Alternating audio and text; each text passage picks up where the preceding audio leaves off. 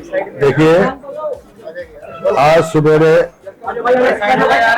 हमारी सीएलपी की मीटिंग हुई और बीएसी की मीटिंग हुई। जो कई दिनों से अखबार में पढ़ रहे हैं हम, ये प्रस्ताव लाएंगे, कोई बिल नहीं, तो फैसला ये किया गया।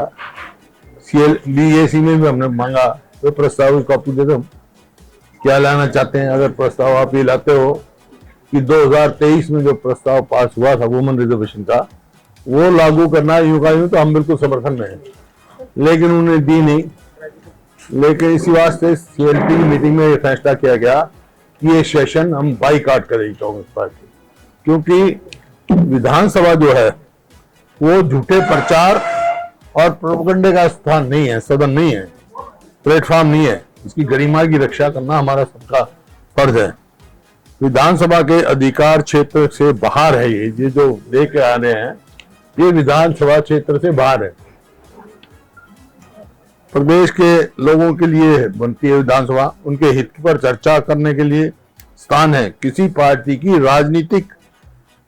राजनीतिक निर्देशों का पालन करने का स्थान नहीं है ये। आज पार्टी ने निर्देश दे दिया कि ये प्रस्ताव ले आओ, सारे विधानसभा में ले आओ।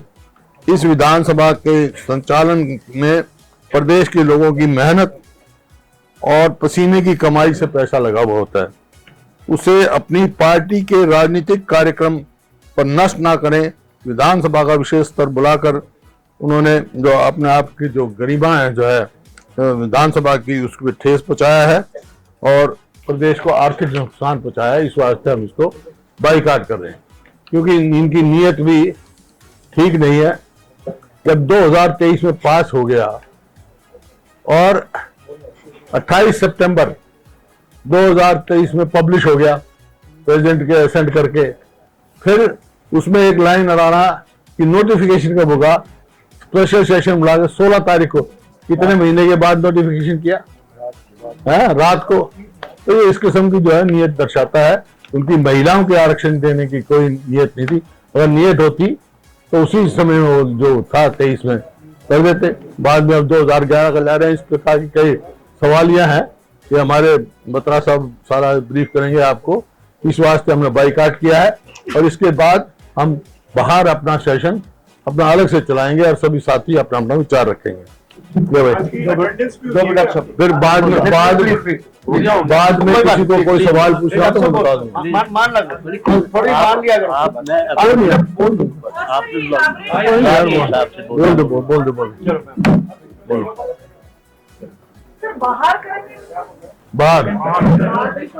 बाहर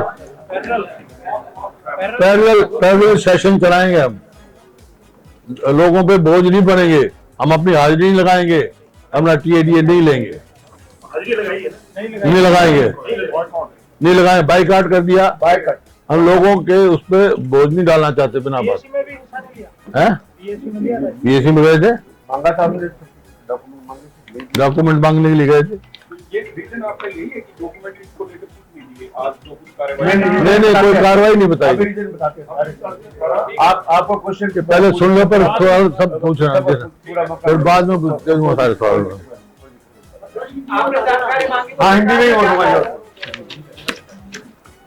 इंग्लिश में बोल रहे हैं। पिछले दिनों आपने लोकसभा का सत्र देखा,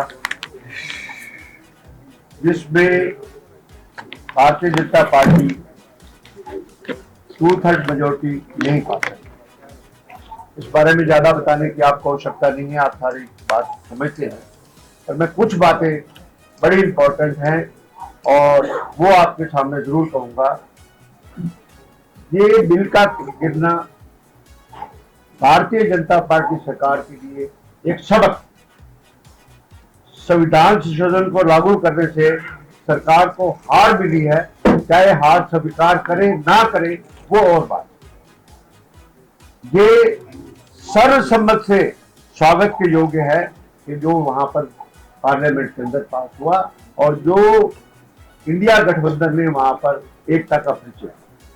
17 अप्रैल को सरकार ने विधेयक को आगे बढ़ाने से इनकार कर दिया, ये बहुत बड़ा क्वेश्चन मार्क। उसके बाद आगे बढ़ाने से इनकार कर दिया।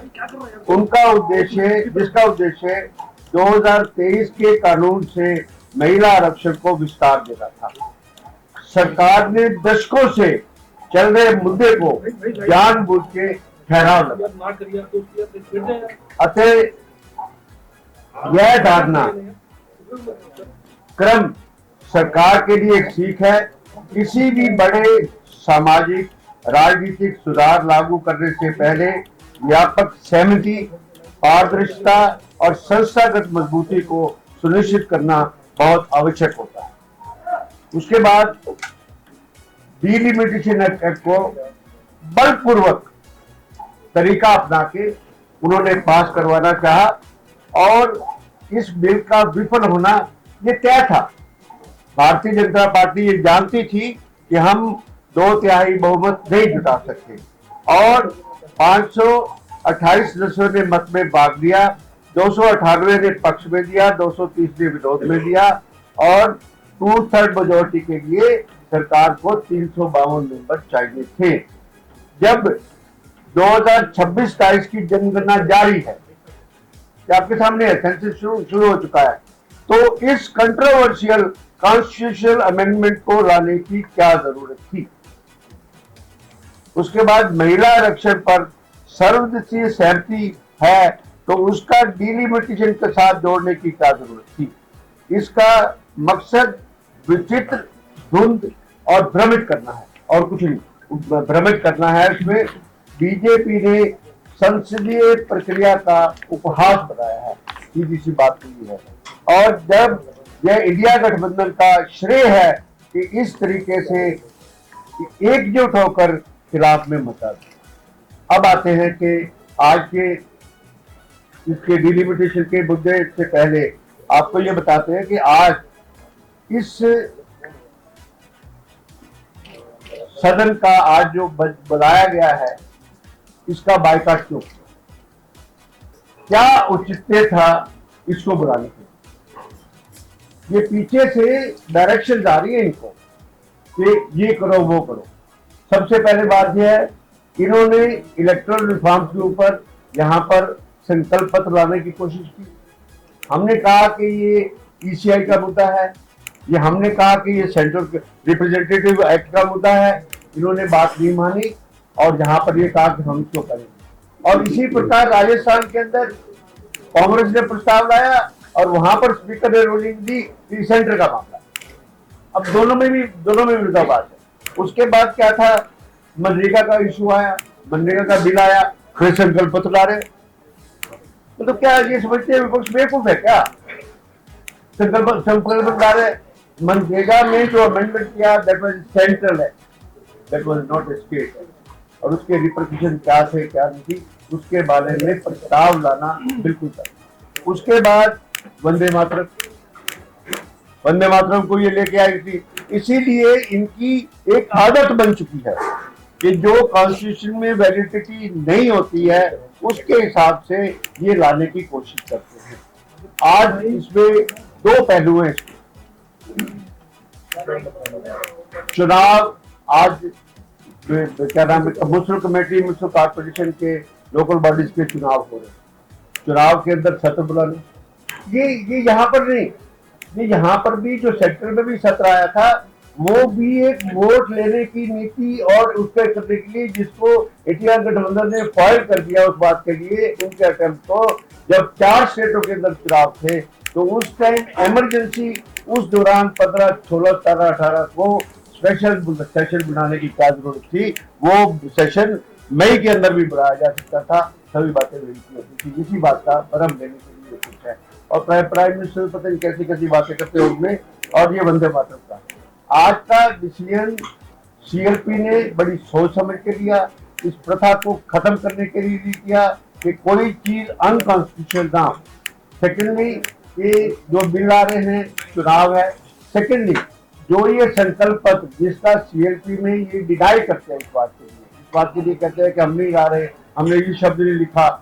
इधर से जो कहते हैं संकल्प पत्र ला रहे, इधर से हमने ये शब्द नहीं लिखा। इसका मतलब योर चेस्ट, आप उसको क्यों नहीं 10 मिनट पहले भी आप संकल्प पत्र नहीं दे रहे? ये कुछ है उस संकल्प पत्र में जो ये निंदा प्रस्ताव या ये कहेंगे कि सेंटर में इंडिया गठबंधन ने वोट क्यों खिलाफ किया, क्या वो स्टेट का मुद्दा है? क्या आप लोग आरक्षण दे सकते हैं? क्या आप आरक्षण की बात कर सकते हैं?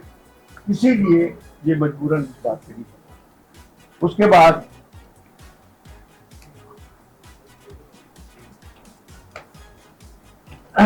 हिस्ट्री आप सबको पता है, आज की नई हिस्ट्री नहीं है। हमेशा ही राजीव गांधी जी इस सारे सिस्टम को लेके आए जब उन्होंने पंचायत में और म्युनिसिपल कमेटीज में महिलाओं को हक दिया।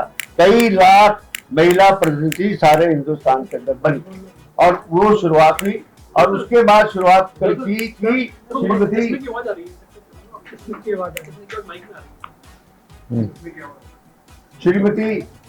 श्रीमती सोनिया गांधी जी। और पहला बिल जो था वो आया 1996 के अंदर, फिर आया, ये सब सभी बिल कांग्रेस के है, फिर आया 98 के अंदर, फिर आया 99 के अंदर, फिर उसके बाद 2008 के अंदर आया और आखिरी बार 2010 में राज्यसभा ने पास कर दिया और लोकसभा ने पास नहीं किया। आज ये नए नारे देते हैं, आज नारी लंदन अभी लोकसभा में वोट कभी नहीं हुए, नहीं हुए, आपका पास नहीं करा, वोटिंग नहीं हुई, वोटिंग लैप्स हो गया, बिल्कुल ठीक बात है आपकी, वो लैप्स हो गया, ठीक है, I am subject to correction, वो लैप्स हो गया राज्यसभा ने उसको पास। अब मैं कहता हूं कि अब 2023 का एक्ट पे आते हैं।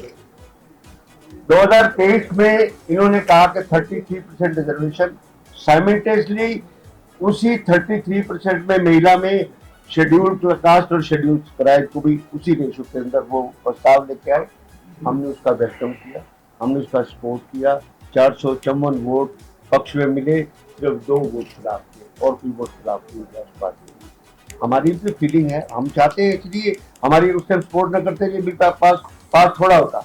उसके अंदर 2 कंडीशंस थी कि पहले सेंसिस होगा इमीडिएटली, जिस दिन ये बिल इन्फोर्स हो जाएगा उसी टाइम सेंसिस होगा, और सेंसिस के बाद डिलिमिटेशन। ये एक प्रथा रही है। आर्टिकल 82 सेंसिस के बारे में पहले बोलता है और डिलिमिटेशन के बारे में बाद में बोलता है इस बात की। उसके बाद ये इन्होंने 2026 का एक्ट लेके आए 2020 को। और सबसे बड़ी बात है, जैसे उल्टा साहब ने बताया कि 16 तारीख की रात को 10:30 बजे नोटिफाई हो रहा है। जो नोटिफाई नहीं, जिसमें अमेंडमेंट नहीं ला सकते थे, unless the act is not notified, how they are going with. इनको अपनी गलती उसके महसूस हुई कि एक्ट तो ला रहे हैं, अमेंड तो इसमें कर रहे हैं, सब कुछ जा रहे हैं, ये तो हमने नोटिफाई नहीं किया। 3 साल तक इसको क्यों रखा गया, इस बात का जवाब चाहिए इस बात की।